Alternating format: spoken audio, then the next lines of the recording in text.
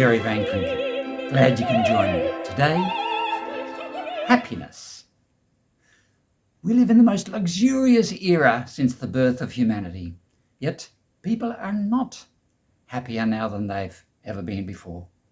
In this graph, an economist plotted the growth of luxury in the United States since 1945. Per capita GDP goes up and is now more than 3 times bigger in real terms.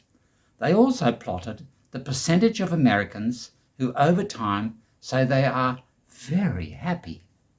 And this has basically not changed in a lifetime. More stuff does not make people happier. It's different for the world's poorest countries like East Timor, of course, but after a certain level of prosperity, happiness flattens out. Meanwhile, just producing all those things is killing our planet, and that is making young climate activists unhappy for a different reason. Listen to 17-year-old Sofia Palau talk about her climate anxiety. Of course I have panic attacks about climate change. It's the biggest issue facing our society today. When our planet's under attack. We can't go on like this. I believe we are at a turning point in global history. Our personal feelings are suddenly intensely political. We're creating a new civilization out of those feelings. Where is happiness in that ecological future? That's our question today. Sofia Palau is a climate justice activist. Organising marches keeps her sane, she says. But in this vlog, we try to think about happiness. What makes us happy? Is it even possible to be happy? All the ancient philosophers spoke about happiness. They called it eudaimonia. It can be achieved by changing our thinking, they said. Better thinking leads to truer beliefs, leads to healthier feelings and world-improving behavior. Philosophy was a kind of cognitive therapy for the unhappy, and it still is. Democritus, about 400 BC, was known as the laughing philosopher because he wanted people to have a cheerful spirit. A Dutch artist 400 years ago imagined him like this. Heraclitus, remember him? Was the weeping philosopher because people were so dull of brain it made him weep. Democritus concluded the universe consists only of tiny little atoms with empty space in between, no supernatural and invisible spirits, and that it was infinite in extent, no special place for our world at the center. He was right on both. And since there is no afterlife, it's urgent to be serious about this life. Go hard, go fast, and be cheerful about it.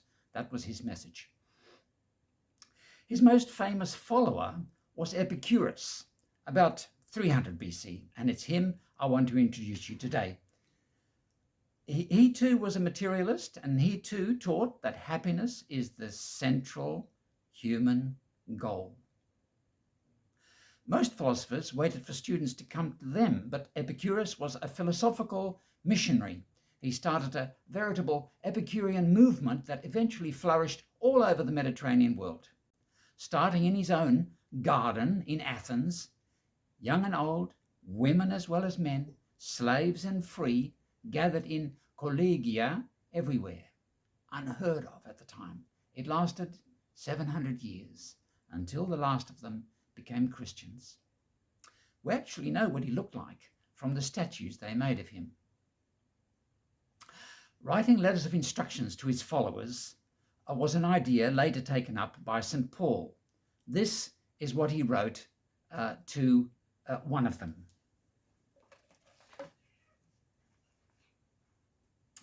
Epicurus to Manesius, greetings. Let no one, because he's young, be slow to pursue philosophy, nor, because he is old, grow weary of the study. For no one is too young or too old to take thought for the health of the soul. And he who says that it is either too early or too late to study philosophy resembles one who says that it is too early or too late to pursue happiness. Therefore, both the young and the old man must seek wisdom, the latter so that as he ages he remains young in good things by his joy and what has been, and the former so that while he is young he may at the same time be old by being freed of the fear of what is to come. And thus we must act in such a way as to attain happiness, for if that is present, we have everything, but if absent, we do all we can to attain it.